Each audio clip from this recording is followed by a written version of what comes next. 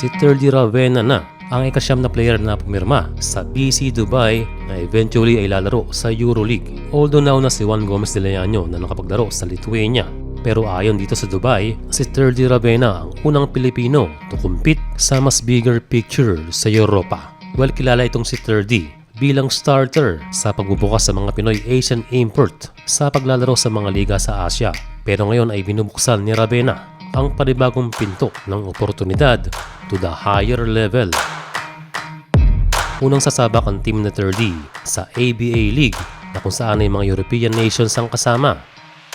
Kaya competition-wise ay magandang opening yon para kay Terdy patungo sa higher league na kung saan siya ay gagawa ng history.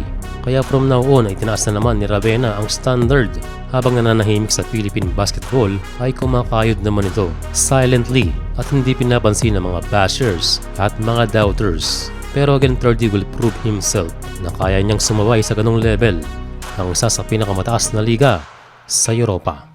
Sa ngayon ay nasa Amerika pa itong si Ravenna. At ang ating napapanood ay ang kanilang scrimmage kontra sa Red Lions at mga highlights ni Ravenna kontra sa mga batang UAAP team.